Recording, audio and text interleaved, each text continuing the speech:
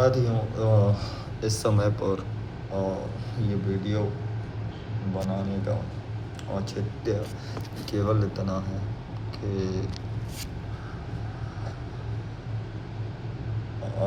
भारतीय साक्ष्य अधिनियम के बीच में संविधान का वीडियो लेके आया हूँ। ज़रूरत इसलिए लगी क्योंकि देश में अभी एट प्रेजेंट और एक बड़ा करंट मुद्दा चल रहा है। हमारे एक संघ है जिसका नाम है RSS। उसके जो कर्ता धर्ता हैं मोहन भागवत, उनसे दो सेकंड नंबर के पावरफुल व्यक्ति हैं दत्तात्रेय। उनके द्वारा ये मुद्दा उठाया गया कि इंदिरा गांधी ने अपने राजनीतिक फ़ायदे के लिए 1977 में जो आपातकाल लगाया था, इमरजेंसी जो भी वो लगाई गई थी खुद की राजनीतिक उसके लिए, उन्होंने 42वां अमेंडमेंट किया था, 42वां संविधान संशोधन। और वो 42वां संविधान संशोधन अर्थात अमेंडमेंट संविधान में इतना ज़्यादा अमेंडमेंट हुआ कि 7 अनुसूचियों में उसमें अमेंडमेंट किया गया, 40 से ज़्यादा आर्टिकल्स में अमेंडमेंट किया गया, बहुत सारे नए आर्टिकल्स ऐड किए गए। ये सब हुआ तो एक इतना बड़ा संविधान संशोधन था, ये अमेंडमेंट था कि इसको मिनी संविधान भी बोला जाने लग गया था।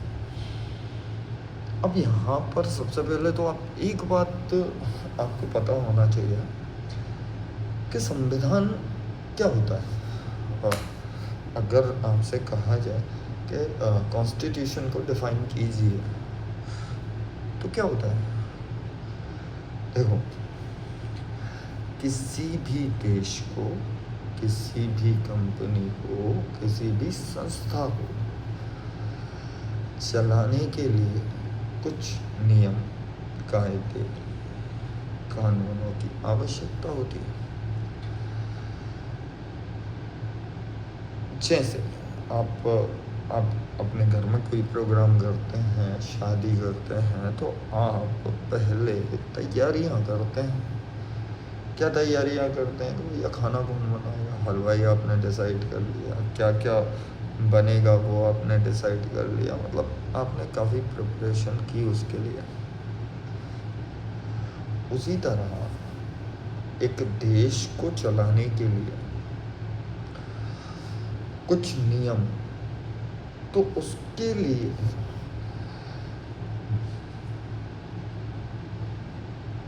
हमारे देश की संविधान सभा ने 2 साल 11 महीने 18 दिन का समय लिया। कई सारे देशों के संविधानों का अध्ययन किया। उन संविधानों में जो जो अच्छी चीज़ें थीं और जो इंडिया के हिसाब से बेनिफिशियल थीं, उन सबको ऐड किया गया। इसलिए भारतीय संविधान को उधारी का थैला भी कहा जाता है कि भैया जो कुछ है वो सब इधर उधर से लिया गया है। हाँ ठीक है ना, अच्छी चीज़ें ली हैं ना। तो मुद्दे की बात, संविधान क्या कि एक देश को चलाने के लिए कुछ नियम, कुछ कायदे होते हैं, उनको हमने लिख दिया कि ये नियम है साहब, अब संविधान के अनुसार देश चलेगा। इसी संविधान में इसका जो नाम बताया है किसका, हमारे देश का, तो 2 ही नाम हैं हमारे देश के। इंडिया अर्थात भारत राज्यों का एक संघ होगा, पहले ही आर्टिकल कहता है आपको। अर्थात कॉन्स्टिट्यूशन में केवल 2 नाम हैं, या तो इंडिया है या भारत। आप कहते रहो हिंदुस्तान हिंदुस्तान फलाना ढिकाना नहीं। इसलिए बहुत पहले से आप लोगों ने तो अभी ये ऑपरेशन सिंदूर के बाद जब ओवैसी इधर उधर गया और बोला तब शायद आपको अच्छा लगा होगा वो। लेकिन मैं बहुत पहले से उसको देखता आ रहा हूँ और मैं ये जानता था कि ये संविधान के अनुसार चलता है। ये जो भी बोलता है ये उसके अनुसार बोलता है ना। चाहे उसके भाई का ये बोलना हो कि 15 मिनट के लिए पुलिस हटा लो, हम बता देंगे, है ना, पूरे हिंदू का सब। तो उसमें वो ये कहता है कि मामला कोर्ट में, कोर्ट डिसाइड कर देगा, फांसी चढ़ा दे, मुझे कोई दिक्कत नहीं। मतलब वो या तो इंडिया बोलता है या भारत, भारत ही बोलता है। तो फिर ये हिंदुस्तान ये सब कहाँ से आया? तो ये हिस्ट्री की पुरानी बातें हैं कि भैया इंडिया पाकिस्तान जो अखंड भारत है ना। तो सिंधु नदी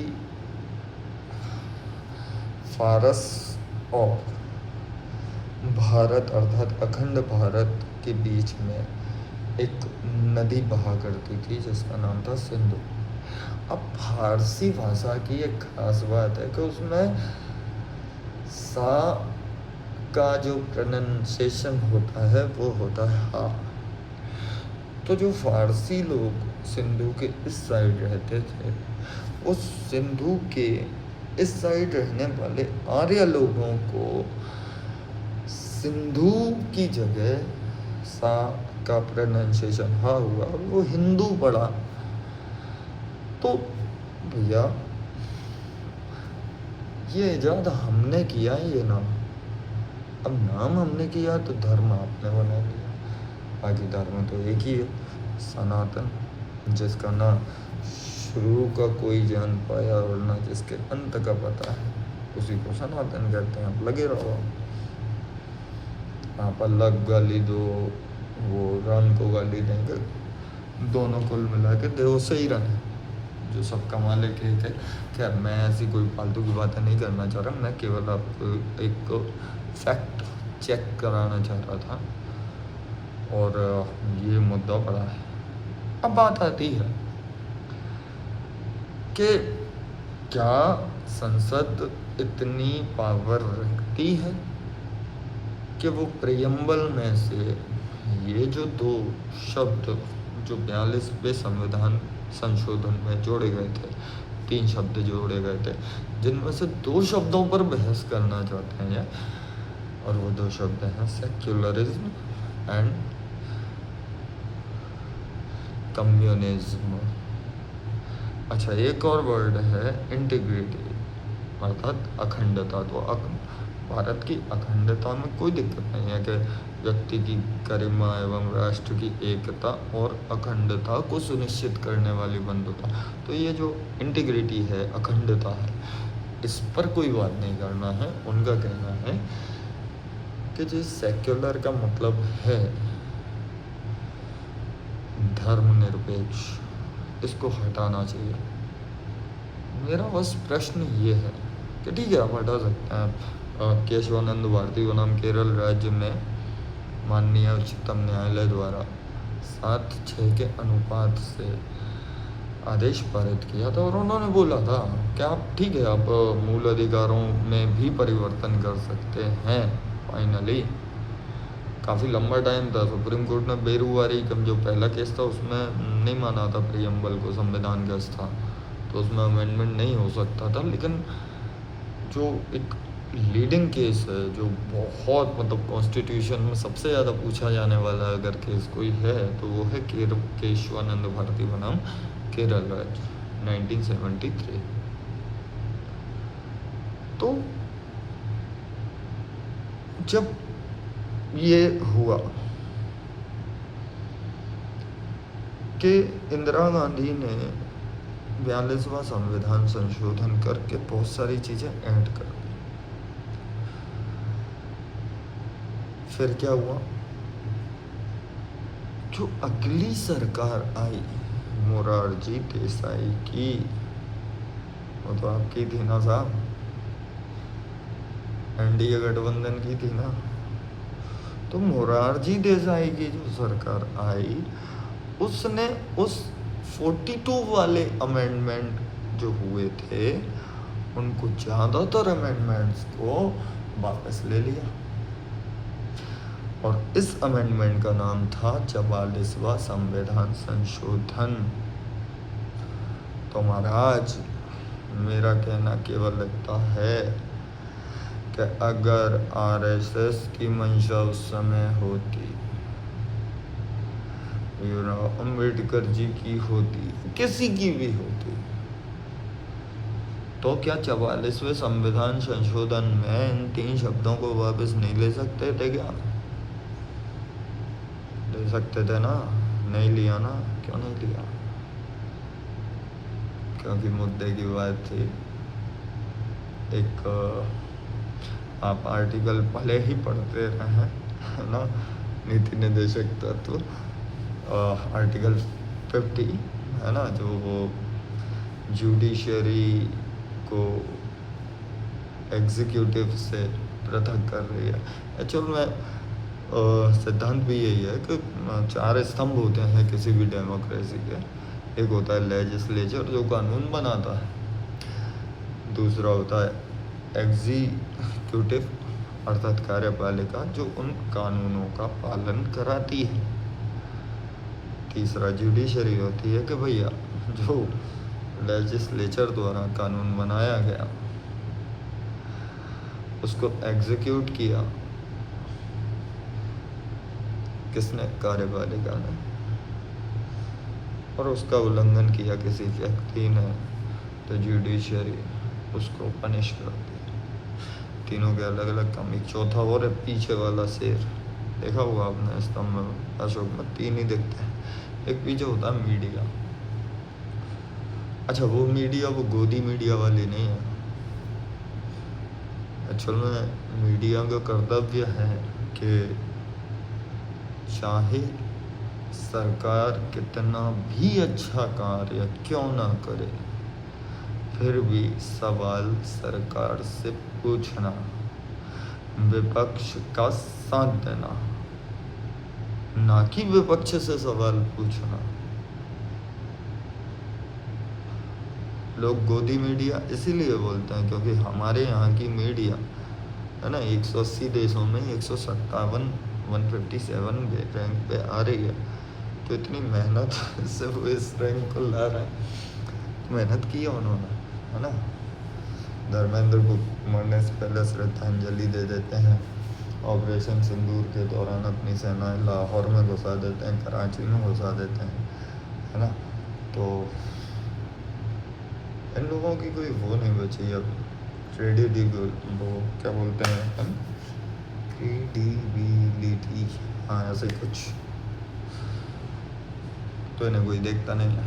सरकार पैसे देती है, ऐड चलाती है तो, है ना, तो खुद का ही प्रमोशन करती है, तो इतना मेहनत करती है, इसलिए इनको ये उपाधि दी गई है गोदी मीडिया की।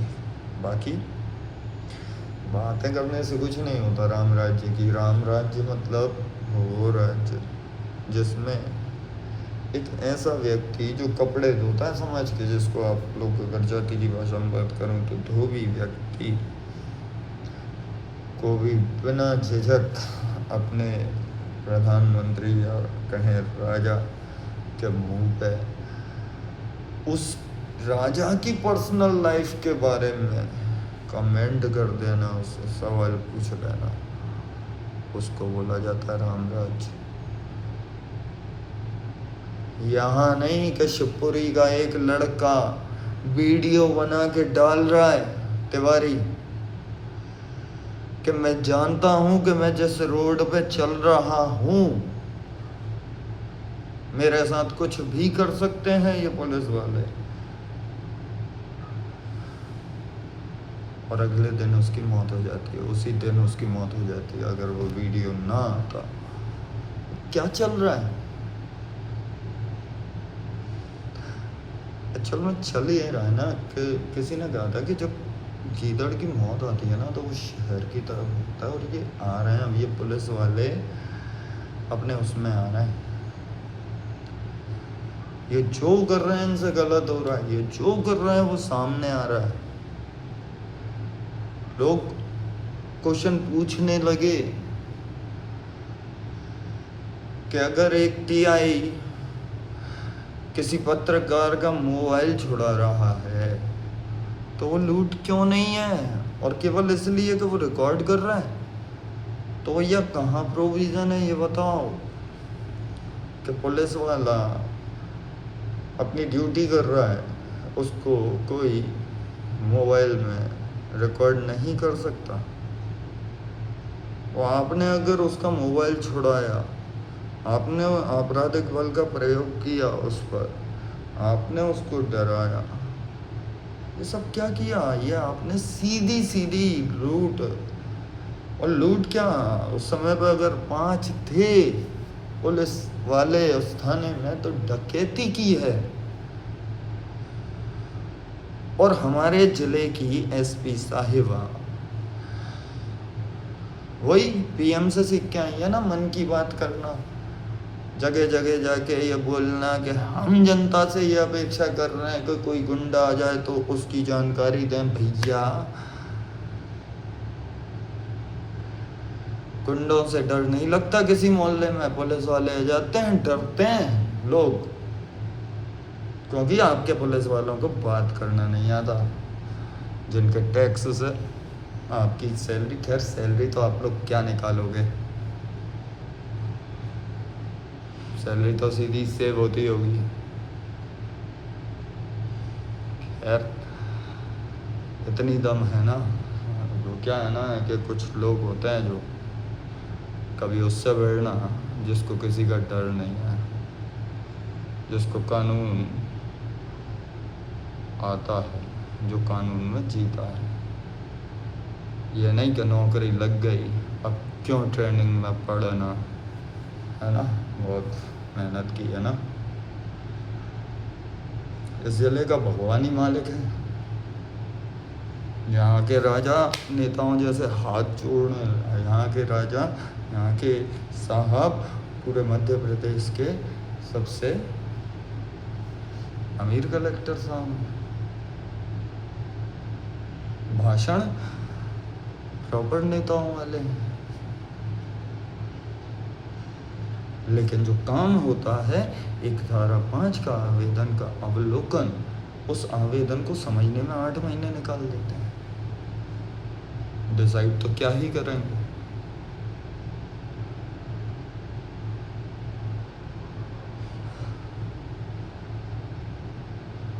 थोड़ी बहुत जितनी कमा लो, कर लो कुछ जनता के लिए, नहीं तो समय बड़ा खराब आ रहा है एग्जीक्यूटिव का। कभी आप लोगों पे तो भरोसा है नहीं। सुन लो, आज भी अगर 2 पड़ोसी लड़ते हैं तो आखिर में मुंह से यही निकलता है क्या कि देख लूँगा तुझे कोर्ट में। भरोसा कुछ भी कर लो, है थोड़ा बहुत तो वो जुडिशरी पे, थोड़ा बहुत वो भी।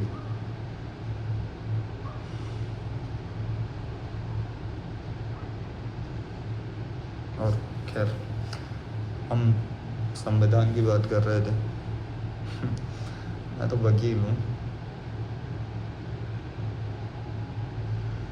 आखिर तक पढ़ना है मुझे, जैसे हमारे वरिष्ठ अधिवक्ता गंगा प्रसाद जी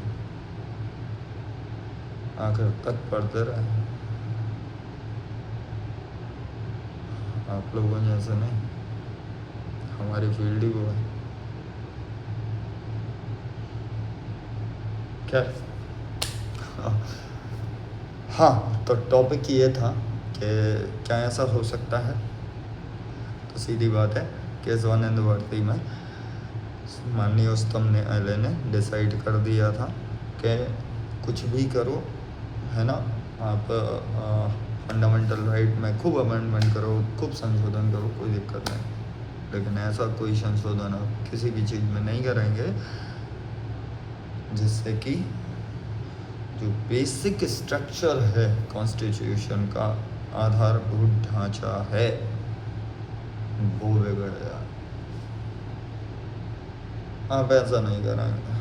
फॉर एग्जाम्पल आपके एक शरीर, आपका एक ढांचा है ना।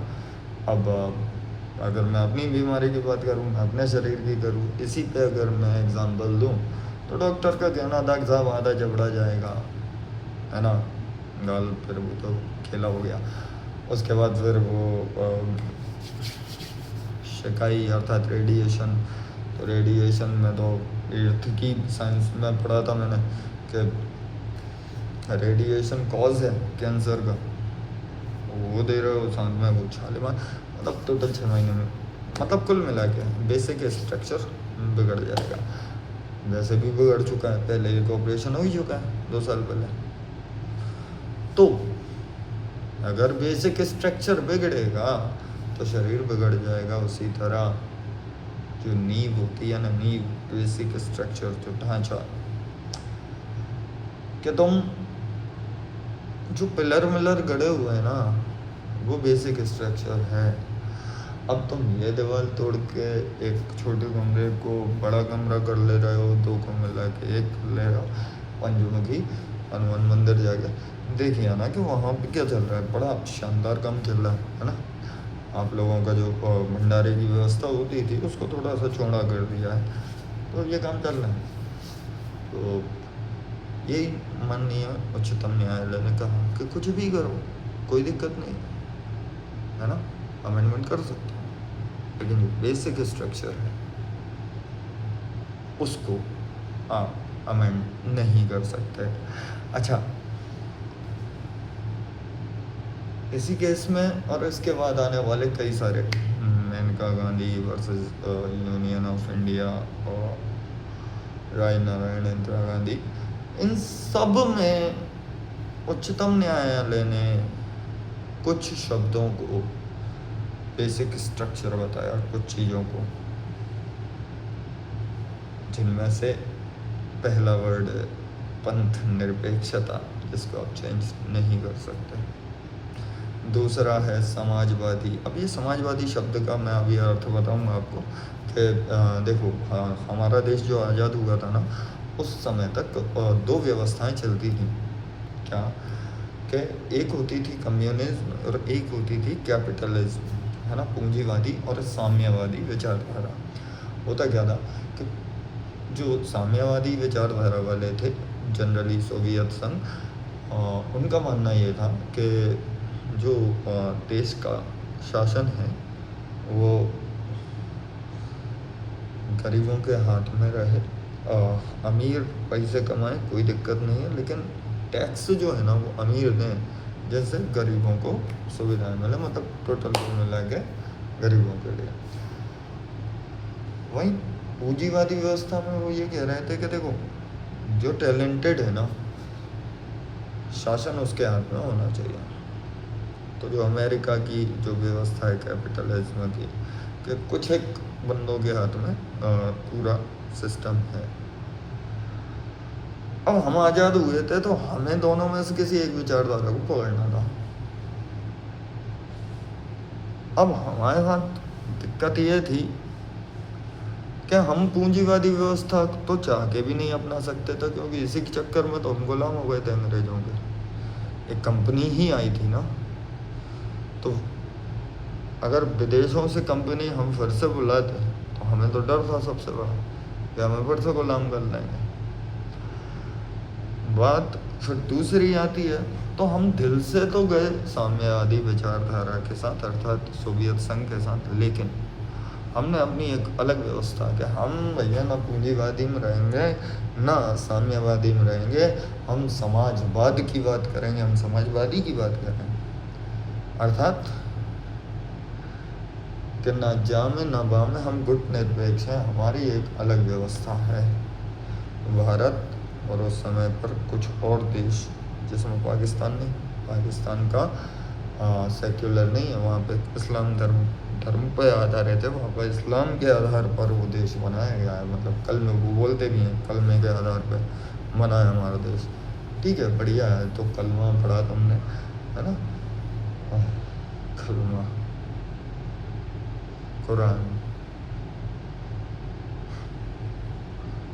ढंग से पढ़ो, अर्थ समझो, है ना।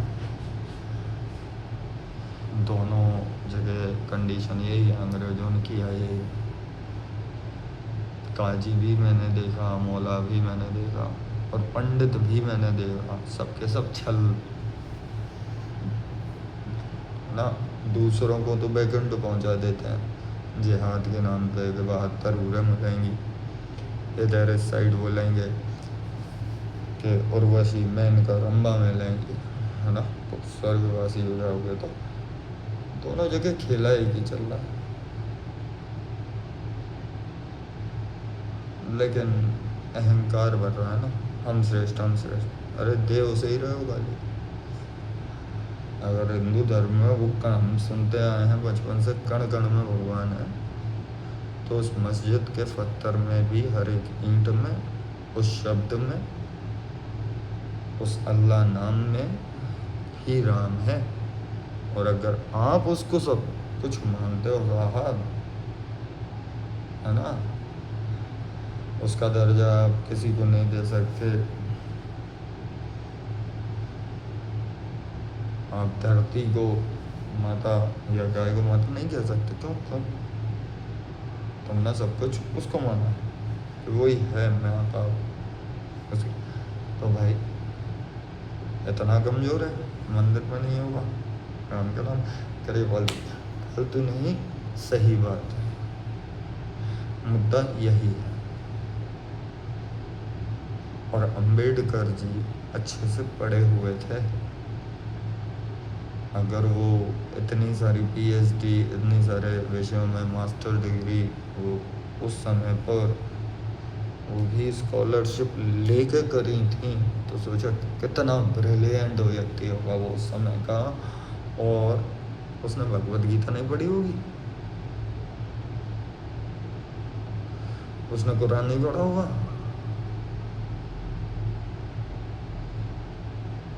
फिर कैसे कह सकते हैं? मेरे को ये ओपन चैलेंज है, इसलिए मैं पहले भी दिया था मैंने कि जितने पढ़े लिखे विद्वान हैं जो ये सवाल करते हैं ना कि संविधान और गीता में से किसको चुनोगे जब मौका आएगा, भैया दोनों में से कोई एक चीज़ अलग करके बताओ। जो संविधान में लिखा है वही गीता में लिखा है, जो गीता में लिखा है वही संविधान में लिखा है। कुछ कमारों के द्वारा आपको जो दिखाया जाता है आप वही देखते हो। आपको गोदी मीडिया अभी तक दिखाती आ रही थी, आप देखते आ रहे थे, आप करते आ रहे थे। अब कुछ चीज़ें आपके सामने आ रही हैं, तो समझो उसे। जाति न पूछो साधु की, पूछ लीजिए ज्ञान, मोल करो तलवार का, पड़ी रहन दो म्यान। तो प्रभु पंथ निरपेक्षता बेसिक स्ट्रक्चर है, इसको नहीं हटाया जा सकता। समाजवाद बेसिक स्ट्रक्चर है, इसको नहीं हटाया जा सकता। अखंडता भारत की बेसिक स्ट्रक्चर है, नहीं हटाया जा सकता। आर्टिकल 13 जिसमें सुप्रीम कोर्ट और हाई कोर्ट को जुडिशियल रिव्यू की पावर दी गई है, न्यायिक सक्रियता, कि वो तो नीति निर्देशक तत्वों में लिखा है कि कोई किसी के में टांग नहीं अड़ाएगा, लेकिन यहाँ पर आर्टिकल 13 पावर दे रही है जुडिशरी को कि यदि लेजिस्लेचर कोई ऐसा कानून बनाता है जो फंडामेंटल राइट के अपोजिट है, तो सुप्रीम कोर्ट उसको क्या कर सकता है, अनकॉन्स्टिट्यूशनल, तो उसका प्रभाव ही नहीं होगा।